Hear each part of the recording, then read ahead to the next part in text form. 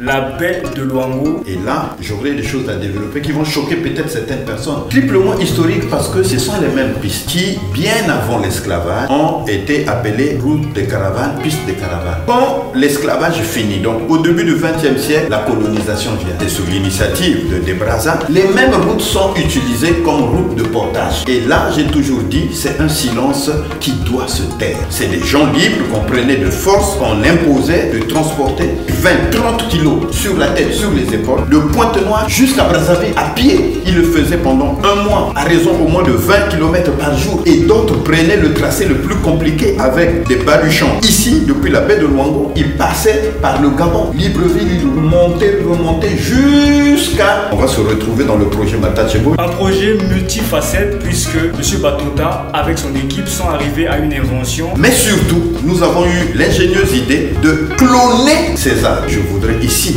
rendre vraiment tout l'honneur au docteur Saya Aubin qui, pour ceux qui ne le connaissent pas, a mis en place une technique qui a révolutionné la planète Terre, ça il faut le dire, c'est un Congolais, sur le Mondier Matachebo. Ça n'a jamais été fait au monde. Ces arbres ont vu nos mères violées. Qui a planté le long de ces trois pistes? C'est Matachebo. Mais c'est des arbres séculaires. Ces arbres représentent comme une mémoire de notre histoire, avec une particularité que c'est des êtres vivants. Il y a eu 2 millions d'humains qui ont été déportés à partir de la baie de Luango. Et nous nous sommes dit, nous allons faire multiplier 2 millions de plants. Chaque plant devrait représenter un de nos ancêtres. C'est pour cela notre projet, c'est un projet innovant. Le côté mémoriel du projet, mais il y a aussi le côté innovant, donc scientifique. Cette technique demain peut être utilisée par les Africains partout au monde. Mais allons plus loin.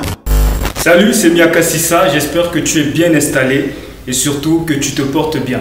La colonisation, l'esclavage, le commerce dit triangulaire, ce n'est pas l'histoire de l'Afrique. Ce sont juste des événements qui ont fait tâche à l'histoire de l'Afrique, qui en elle-même est plutôt très glorieuse et multimillénaire. Toutefois, cela ne veut pas dire qu'il faille ignorer ces événements qui ont eu un impact très négatif sur notre communauté. Ailleurs comme au Sénégal, les lieux de déportation de nos parents sont valorisés et leur mémoire perpétuée. Au Congo, tellement que pas grand-chose n'est valorisé, les Congolais auraient peut-être tendance à penser que les esclaves ne partaient que de Gorée jusqu'à ce qu'on rencontre des personnes comme M.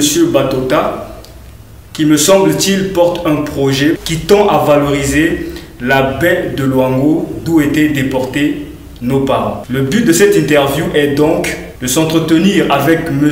Batota afin de comprendre plus ou moins en profondeur la portée de ce projet. Un projet multifacette puisque M. Batota, avec son équipe, sont arrivés à une invention qui, me semble-t-il, sera très profitable pour les entrepreneurs agricoles.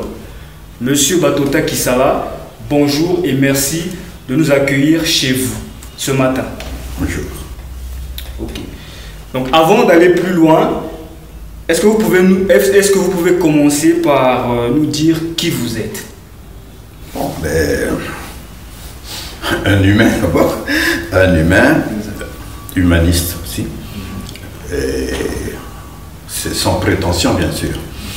Je suis un homme de 62 ans d'âge, donc retraité.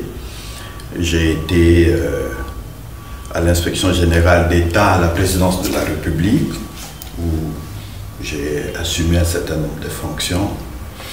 Et à la fin de ma carrière, j'ai été justement un directeur des études et de la documentation de l'informatique à l'inspection générale d'État. Je suis chevalier dans l'ordre du développement congolais et officier dans l'ordre du mérite congolais. Ce sont là des décorations que mon pays a bien voulu, à sa manière, de m'honorer pour ma carrière de 35 ans que j'ai faite dans la fonction publique. Je suis marié, père de 6 enfants et 11 petits-enfants. Super, super, super. Alors, comment a été votre enfance et à quel moment précis de votre vie vous vous rendez compte que notre peuple était sous la domination d'autres peuples? Bon, mon enfance, le plus loin que je puisse repartir pour m'en souvenir. Bon, j'ai été un enfant, je crois, comme tout autre, mais avec la particularité, semble-t-il, c'est après que je l'ai compris, je ne prenais pas trop du poids, pour ne pas dire j'étais mince. Et c'est ce qui va, en fait, justifier certaines choses qui arriveront dans ma vie. Et le petit nom qu'on m'a donné, et ça c'est ma maman, elle ne cessait de me le rappeler, c'était Matachebo. Matachebo à l'image de ces mangues, comme ces petits, ici dans le Kwilu, on les appelle Tifiotes. Et moi on m'appelait Matachebo. Peut-être, par prémonition, je ne sais pas, une prédestination, mais c'était mon petit nom d'enfance, Matachebo. Et à quel moment j'ai su, mais est-ce qu'il y a un moment, il y a comme des événements fondus qui ont fait qu'avec un peu de recul, on se rend compte que on n'était pas trop libre et que, bon, domination, le fait déjà de parler cette langue, à part ma langue maternelle, c'est que historiquement, il y a eu quelque chose qui a fait que, au lieu qu'on s'exprime en Mulukutuba, en Lingala, en Lari, en Bembe, et qu'on le fasse en français, c'est déjà un signe qu'il y a quelque chose qui s'est passé quand tu perds déjà ta langue, ok. Et quand je me suis mis à consommer du pain, du lait, du beurre, du fromage, et même là, la culture culinaire a pris un coup, ça signifie qu'il y a quelque chose qui s'est passé. Quand, comme je vous vois, vous êtes en veste, bon, un col roulé, moi une chemise, et quand je vois en fait tout ce style, je me dis qu'il s'est aussi passé quelque chose au niveau des vêtements. Et quand je prie maintenant le Seigneur Jésus-Christ qui est Allah de l'autre côté, on croit aussi, avec un peu de recul, on se dit, il s'est passé quelque chose parce que ce n'est plus le Nzambian Pungunga Lendo, c'est maintenant le Seigneur Jésus-Christ.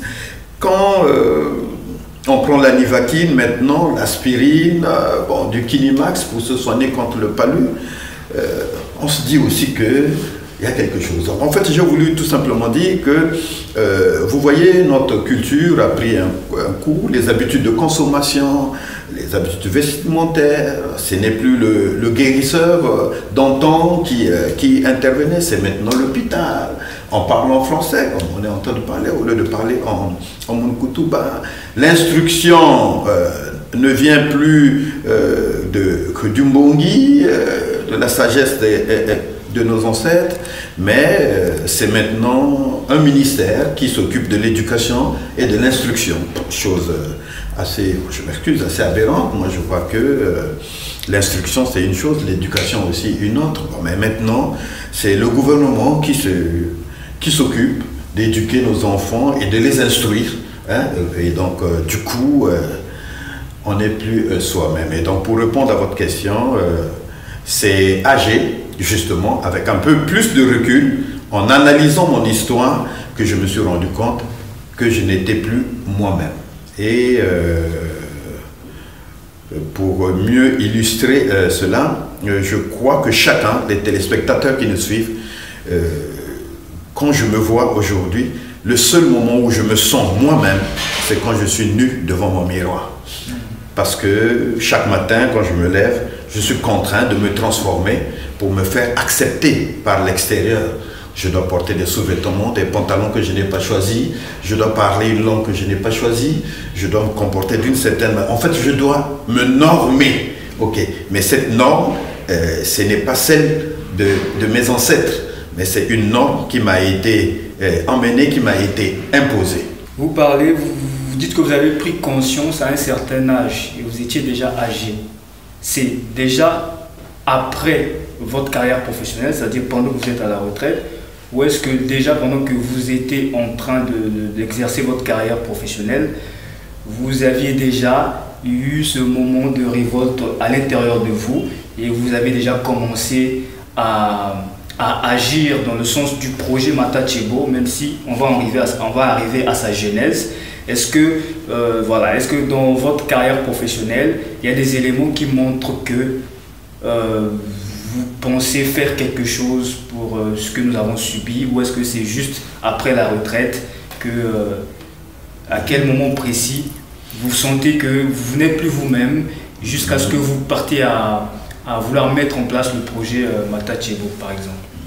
Bon, et c'est très tôt. Moi, je crois que j'ai été très engagé, très tôt. Je pourrais même dire de manière prématurée. Ceux de ma génération se souviendront de la fameuse chanson de Verkis, Nzambe Nakomitunaga. Cette chanson m'a beaucoup marqué. J'étais très jeune. Quel âge? Je crois que Verkis, cette chanson, je devais avoir la dizaine. Je crois que je devais avoir dans l'ordre peut-être de 12 ans, entre 12 et 15 ans. Je crois que c'est une chanson des années 70. 70. Alors j'étais, oui, 15 ans, vraiment dans les 15. Mais c'est une chanson qui m'a beaucoup marqué, j'étais très jeune. Et justement, j'ai pris conscience. Justement, pourquoi est-ce que tous les saints, j'étais catholique, c'est bon, enfant de cœur, mais pourquoi les saints sont des blancs, et pourquoi quand c'est le diable, c'est le noir? Dans l'église, on pouvait trouver toutes les statues possibles de tous les saints, mais il nous était interdit d'avoir nos statues à nous, de nos croyances. Ça m'a interpellé. Et puis, adolescent, ceux qui ont mon âge, j'ai aujourd'hui 62 ans, on a commencé à découvrir certains mouvements, afro, donc les Black Power aux États-Unis. On a commencé à écouter Bob Marley. J'ai beaucoup aimé le reggae, mais le reggae derrière ce rythmique, mais c'est toute une révolution, c'est une chanson engagée et c'était une prise de conscience.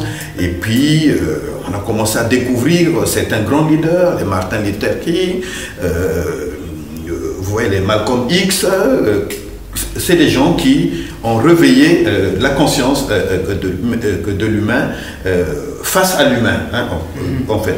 Je ne veux pas trop rentrer dans les méandres de la carnation couleur de peau, non, mais en fait ils ont réveillé l'humain à se mirer et à découvrir son humanitude comme son état d'être humain, et à partir de là j'ai commencé ma petite révolte, ma petite révolution qui m'a fait partir de l'église classique, catholique j'étais, et j'ai commencé à rechercher certaines vérités, tant spirituelles que humanitaires. Et donc, je suis parti de l'église catholique, je suis allé dans l'église protestante, j'ai quitté là-bas, je suis allé dans les écoles ésotériques dans la Rose-Croix, j'ai quitté encore la Rose-Croix, je suis revenu dans les églises évangélistes, j'ai suivi un certain mouvement, certains messages qui sont précieux pour moi, parce que je suis aussi quelque part un homme de plume. J'ai déjà écrit 2 livres,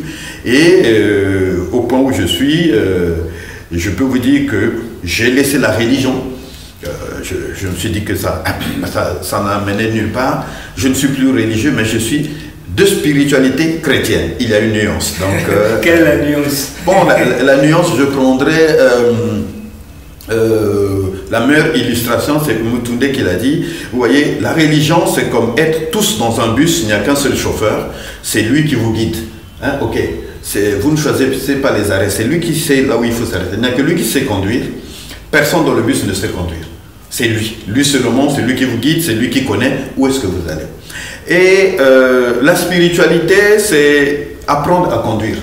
Dès qu'on sait conduire, on a sa voiture, on est libre, on peut aller s'arrêter là où il veut, on va dans des autres. Donc la religion, c'est fixer son doigt, son regard au doigt du maître. Donc par exemple pour les chrétiens, par exemple pour les chrétiens, au lieu de regarder le but vers lequel Christ les a orientés, mais ils ont gardé le regard fixé sur le doigt de Christ. Donc vous comprenez, donc entre le but et le leader, celui qui vous guide, celui qui vous oriente, si vous focalisez, donc il y a une forme de fixisme sur l'homme au lieu de voir la direction et le message. Donc je suis maintenant de spiritualité et chrétienne, mais j'avoue que je me suis beaucoup formé au travers d'un message d'un prophète connu, William Marion Branham. Il y a beaucoup de spiritualité dans son message et une forme de mystique chrétienne. Alors donc je suis dans cette mystique chrétienne qui se trouve dans ce message et je suis dans cette spiritualité. Il y a des gens qui séparent religion et spiritualité. Effectivement. Pour eux, c'est vraiment pas la même chose. Oui. Donc si on parle de religion chrétienne, on ne peut pas, parce que à partir du moment où on parle de dogme, pour eux, c'est la religion. La spiritualité, c'est autre chose. Mais vous dites que vous êtes de spiritualité chrétienne, alors que le christianisme, c'est une religion. Comment vous... Non, au départ, le christianisme n'a jamais été une religion dès le départ. Il suffit de suivre l'histoire du christianisme. Le christianisme, vous voyez, christianisme, il y a Christ. Hein, ok. Alors donc il faut partir de Christ, ok.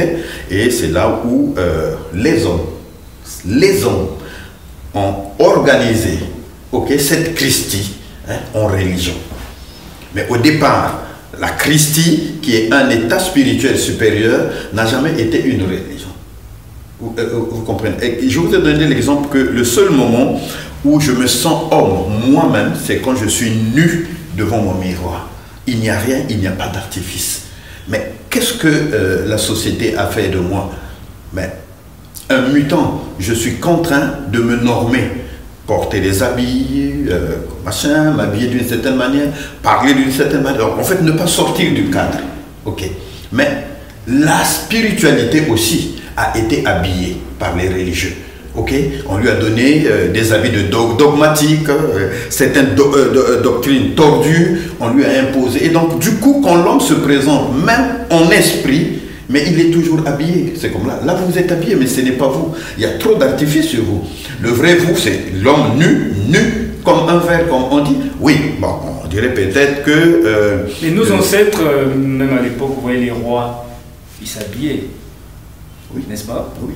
Je ne comprends pas où est votre problème avec l'habillement en tant que tel. Non, mais c'est... En fait, je veux dire, vous êtes vous-même quand vous êtes nu.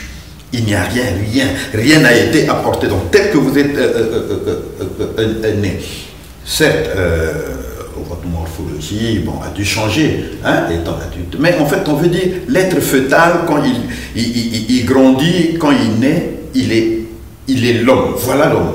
Ok. Mais après, la société prend en charge cet homme. Hein, ok. Lui donne le norme, lui met dans certaines normes. Oui, tu dois porter un sous-vêtement, les chaussures, ceci, cela. Mais en fait, c'est ce qui a fait aussi le progrès. L'homme, c'est un être qui est devenu ce qu'il est aujourd'hui, mais il ne l'était pas. Quand il naît, c'est juste un bébé, c'est un vermisseau tout nu. Vous comprenez? Donc je veux dire que, tout comme la religion, notre société aussi nous a habillés d'une certaine manière pour que nous puissions paraître, hein, comme le fait. Et donc la religion fait quoi? Il prend l'esprit nu, hein, oui, ok, et il l'habille de dogmes et de certaines croyances, de certaines doctrines. Okay. Et donc c'est pour toi que je dis, si tu veux te redécouvrir, c'est de te dépouiller d'abord de ce que les autres ont amené et de te regarder. Et c'est là où tu verras que tu es l'autre, hein, et que en réalité tu n'es pas. Bon, c'est peut-être un peu plus compliqué. Il y a des gens qui pensent que l'esclavage, tout ce que nous avons subi au contact des peuples locaux d'Hermes, est dû en grande partie par la religion. Est-ce que vous partagez ce point de vue? Non, moi, je ne crois pas. Ah, je crois que c'est assez limité et réductif que de dire que c'est la religion qui a amené l'esclavage. Et puis d'abord, essayons de nous mettre un peu dans la chronologie événementielle. Le christianisme, quand il vient ici en Afrique, mais à l'Est, il y avait déjà l'esclavage. Hein? L'esclavage arabo-musulman? Oui, il y avait déjà l'esclavage. Et dans beaucoup de parties de notre continent, l'esclavage avait déjà il faut l'appeler esclavage, hein, parce que aussi il faut dire, à cette captivité, il y avait une certaine culture aussi. Il faut être franc, et moi je crois que dans ce qu'on va se dire, on va se retrouver dans le projet Matachebo. Je voudrais rapidement connaître, parce qu'on aborde ça, parce que notre devise Matachebo, c'est se souvenir pour renaître, pardonner pour le vivre ensemble. Et là, j'aurai des choses à développer qui vont choquer peut-être certaines personnes, mais et pourtant c'est la réalité. Et pourtant c'est la réalité. Donc moi je crois qu'il ne faudrait pas indexer la religion comme des temps, c'est à cause de la religion. Non, c'est c'est un élément. Quels sont d'autres éléments que vous pensez qui ont contribué à la décadence du peuple africain? Bon, peut-être, moi je ne parlerai pas d'abord de la décadence du peuple africain. Est-ce qu'il y a eu décadence telle que vous le dites? Je ne crois pas trop, parce que moi je ne suis pas trop sur ce type de discours, ces afro-pessimistes, parce que regardez le net, Facebook. Vous verrez 80% des Africains, ils prennent ce malin plaisir de dénigrer l'homme noir. Non, l'homme n'est pas développé, tout. En prenant tout un modèle occidental, ils croient que pour qu'on soit développé, il faudrait qu'on vive comme des blancs, qu'on devienne comme des blancs, alors que nous le savons jusqu'aujourd'hui, que c'est une culture, je m'excuse, purulente, moralement détraquée, et que aujourd'hui le capitalisme dont nous voulons faire un modèle, un idéal, mais écoute, c'est un système décadent. Hein. Okay, est-ce que c'est pas justement parce que nous voulons suivre cela que nous sommes dans la décadence? Mais effectivement, c'est à partir de là, parce que chez nous on dit que chez les Bakongo, si tu te perds, il faut revenir à la croisée des chemins.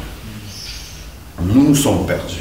Il est temps de revenir à la croisée des chemins et de revoir si nous n'avons pas fait de mauvais choix. En fait, ce que je voulais tout simplement dire, le discours afro-pessimiste, moi je crois que n'arrange pas les choses. Hein? Okay. Qu'est-ce que vous qualifiez de discours afro-pessimiste pour ceux qui nous écoutent? Bon, mais c'est tous ces intellectuels, c'est cette élite africaine qui va s'abreuver d'un savoir qui n'est pas le nôtre, qui n'est pas mauvais, je ne dis pas non.